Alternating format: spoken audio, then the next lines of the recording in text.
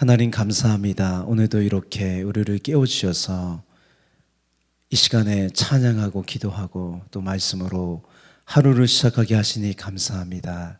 하나님, 우리가 이 시간에 모여 함께 힘차게 기도하고 합심으로 기도하기 원합니다. 주님 붙잡아 주시옵시고 인도하여 주시옵소서. 말씀을 통하여 깨닫게 하시고 성령께서 온전히 운행하여 주시옵소서. 감사하고 찬양하며 예수님의 이름으로 기도합니다. 아멘. 오늘 말씀 짧은 시편인데요, 시 123편입니다. 4절로 되어 있는데요, 우리 함께 읽겠습니다. 하늘에 계시는 주여, 내가 눈을 들어 주께 향하나이다. 상전의 손을 바라보는 종들의 눈같이, 열주인의 손을 바라보는 여종의 눈같이 우리의 눈이 여호와 우리 하나님을 바라보며 우리에게 은혜 베풀어 주시기를 기다리나이다. 여호와여, 우리에게 은혜를 베푸시고 또 은혜를 베푸소서. 심한 멸시가 우리에게 넘치나이다. 안일한 자의 조소와 교만한 자의 멸시가 우리 영혼에 넘치나이다. 123편은요 성전에 올라가는 노래 네 번째 시예요. 본문은 4절밖에 안 되는 짧은 기도예요. 그러나 이 짧은 기도 속에 시인의 이 간절한 마음이 잘 드러나 있어요. 이 기도는 우리라고 표현된 공동체를 위한 기도문인데 3절을 보면 공동체의 상황이 매우 힘든 상황이에요. 심한 멸시가 넘친다고 호소해요. 이어서 4절을 보면 이 심한 멸시가 조금 더 구체적으로 두 부분으로 표현됩니다. 첫째, 안일한 자의 조소예요. 안일한 자의 조소. 안일하다는 것은요, 좋은 의미로는 평온한 상태이지만 좋지 않은 의미로는요, 자만하고 교만하다는 의미가 있어요. 이 조소는요, 조롱하고 깔보는 거죠. 그래서 안일한 자의 조소는요, 자신의 힘을 믿고 조롱하는 거예요. 거인 골리앗이 그랬잖아요. 자기 힘을 믿고요, 이스라엘 군대를 모욕했죠. 또 히스기야 왕 때 아수르 장수 랍세기가요, 유다를 조롱하고 항복하라고 하는 거예요. 두 번째 뭐냐면 교만한 자의 멸시예요. 이 교만으로 번역한 단어가 가야온인데 구약에서 여기가 유일합니다. 이 멸시는 경멸하고 무욕함으로 수치를 준다는 거예요.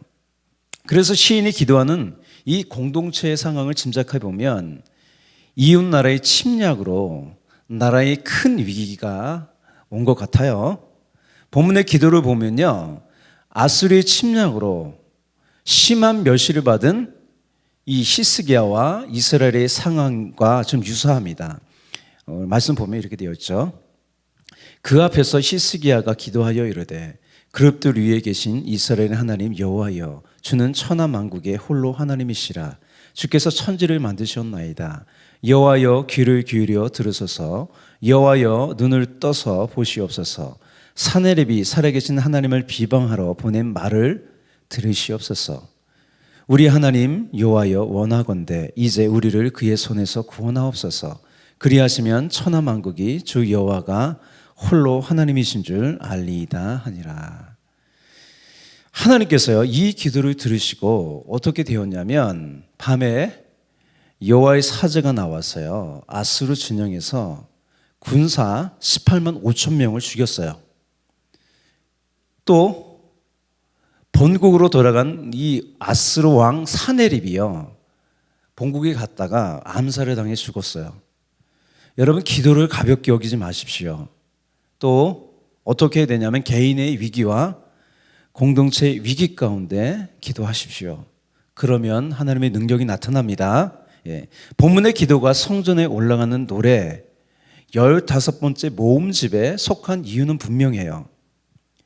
하나님의 임재가 있는 성전은요, 기도하는 자리예요. 특별히 위기가 있을 때 기도하는 자리입니다. 오늘날의 문제는요, 안전불감증에 걸린 사람처럼 위기를 대수롭지 않게 생각하는 거죠. 위기 가운데 있으면서도요, 위기를 모른다는 거예요. 솔로몬이요, 성전을 봉헌하고 이렇게 기도합니다. 성전에서 기도하라고 하는데 함께 읽을게요. 이 땅에 기근이 들거나 역병이 들거나 곡식이 시들거나 깜비기가 나거든 메뚜기 때나 누리 때가 곡식을 갉아먹거나 또는 적들이 이 땅으로 쳐들어와서 성읍들 가운데 어느 하나를 에워싸거나 온갖 재앙이 내리거나 온갖 전염병이 펴질 때에 주님의 백성 이스라엘 가운데 어느 한 사람이나 혹은 주님의 백성 전체가 저마다 재앙과 고통을 깨닫고 이 성전을 바라보며 두 팔을 펴고 간절히 기도하거든 주님께서는 주님께서 계시는 곳 하늘에서 들으시고 그들을 용서하여 주십시오. 이 시 123편은요, 이 시스기야와 솔로몬의 기도를 압축해 놓은 기도 같아요. 이제 본문을 차례로 볼게요. 기도의 시작이 이렇습니다. 하늘에 계시는 주여. 시인은요, 하나님을 하늘에 계신 주님으로 불러요. 예수님이 우리에게 가르쳐 주신 주기도문도 마찬가지죠. 하늘에 계신 우리 아버지여 라고 시작해요. 하늘에 계신 주여라고 부르는 것은요, 하나님은 모든 만물 위에 계신다는 고백이에요. 하나님은요, 모든 만물 위에 초월해 계세요. 모든 만물의 주인이세요. 하나님은요, 모든 것을 하실 수 있는 전능하신 분이세요. 우리는 그 지존자, 즉 가장 높은 곳에 계신 하나님의 그늘 아래 살고 있는 거예요. 시 91편 1절 2절 볼까요? 지존자의 은밀한 곳에 거주하며 전능자의 그늘 아래 사는 자여, 나는 여호와를 향하여 말하기를 그는 나의 피난처여, 나의 요새여, 내가 의뢰하는 하나님이라 하리니. 다음 부분을 보면 내가 눈을 들어 주께 향하나이다 라고 해요. 눈을 들어 주를 향한다는 것은요, 전폭적인 신뢰의 표현이에요. 이 모습을 보면 비유가 좀 그렇지만 개가 주인의 밥상 아래서 주인의 얼굴을 뚫어주게 보는 것이 연상이 돼요. 마가복음에 나오는 그 수로보니게 여인도 이와 같은 믿음이 있었습니다. 예수님을 찾아와서요, 딸에게 있는 귀신을 쫓아달라고 간구했어요. 예수님은 이 여인의 믿음을 보기 위해서 어떻게 말하냐면, 자녀로 먼저 배부르게 할지니 자녀에게 떡을 취하여 개들에게 던짐이 마땅치 아니하니라 라고 하셨어요. 여인이 이렇게 대답합니다. 주여 올소이다마는 상 아래 개들도 아이들이 먹던 부스러기를 먹나이다. 이에 예수님이 이 믿음을 보시고 이렇게 하셨어요. 이 말을 하였으니 돌아가라. 귀신이 내 딸에게서 나갔느니라. 무언가를 간절히 바란다는 것은요, 이 여인과 같이 포기하지 않고 전능하신 하나님을 전폭적으로 신뢰하는 마음으로 바라보는 거예요. 본문 2절도 같은 표현이에요. 2절 한번 볼까요? 상전의 손을 바라보는 종들의 눈같이, 여전의 손을 바라보는 여종의 눈같이. 여기서 손은 구약에서 여러 가지 비유로 사용되는데 그 중에 하나가 뭐냐면, 능력도 얘기하는 거고, 그 중에 하나가 뭐냐면 돌봄이에요. 돌봄. 다윗은 스올에 내가 있을지라도 어디 가든 그것에도 함께 하신다고 하고요, 붙잡아 주신다고 노래합니다. 139편 볼까요? 내가 하늘에 올라갈지라도 거기 계시며 스올에 내 자리를 펼지라도 거기 계시나이다. 내가 새벽 날개를 치며 바다 끝에 가서 거주할지라도 거기서도 주의 손이 나를 인도하시며 주의 오른손이 나를 붙드시리이다. 이어서 나오는 내용도 같아요. 그 비슷한 표현이에요. 그래서 이 손에 대한 표현은요, 돌봄이 가장 적절해 보여요. 또 1절에서는요, 내가 눈을 들어 바라본다는 이 단수로 표현하지만 2절부터는 종들의 눈같이 라고 하면서요, 함께 주님을 바라본다고 해요. 복수로 표현돼요. 2절 다음 부분에서 우리라는 표현을 해요. 2절 볼까요? 우리의 눈이 여호와 우리 하나님을 바라보며. 그래서 이 123편은요, 공동체를 위한 기도이자요, 합심 기도예요. 실제로 나라와 공동체 위기가 있을 때 합심으로 기도했어요. 예수님께서도 마태복음에서 이렇게 말씀하세요. 진실로 다시 너에게 이르노니 너희 중에 두 사람이 땅에서 합심하여 무엇이든지 구하면 하늘에 계신 내 아버지께서 그들을 위하여 이루게 하시리라.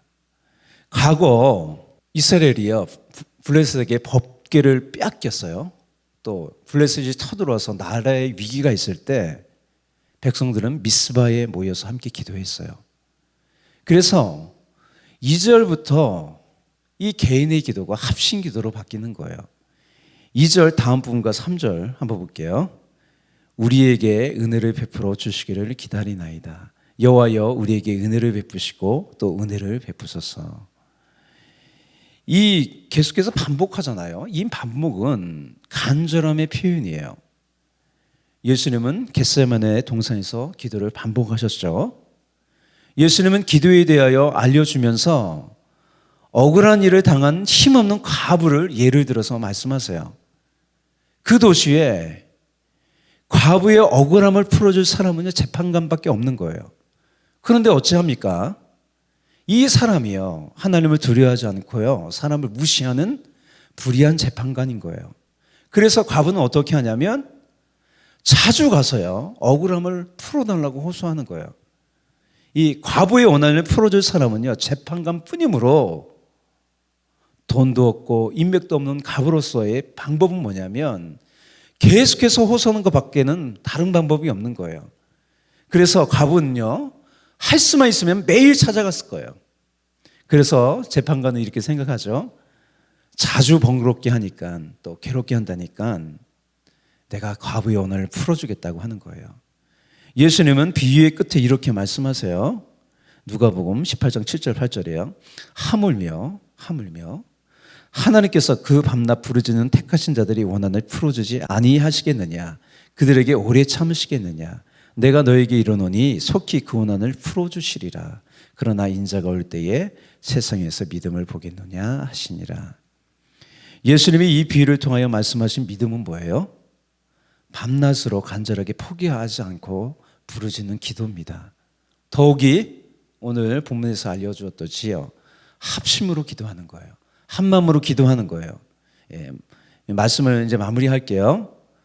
오늘 이 짧은 기도 속에서요, 하늘에 계신 주님을 향한 이 간절하고 포기하지 않는 믿음의 기도와 합심 기도를 보았어요. 특별히 위기가 있을 때 근심하지 말고 걱정하지 말고 하나님께 다 아뢰서요, 하나님께서 반드시 응답하세요. 예, 마지막으로 에레미야 33장 3절입니다. 너는 내게 부르짖으라. 내가 내게 응답하겠고 내가 알지 못하는 크고 은밀한 일을 내게 보이리라. 아멘. 우리 기도하겠습니다. 하나님, 오늘 이 시 123편의 짧은 기도 속에 시인의 간절하고 포기하지 않는 그 기도를 보았습니다. 또 공동체를 향한 그 합심 기도를 보았습니다. 마음속에 근심이 있는 사람, 다 아뢰려고 오늘 찬양과 같이 위기 가운데 있을 때 기도하는 우리가 되게 하여 주시옵소서. 무엇이든 근심하지 말고 걱정하지 말고 기도로서 하나님께 아뢰는 우리가 되게 하여 주시옵소서. 주님께 감사하고 찬양하며 예수님의 이름으로 기도합니다. 아멘.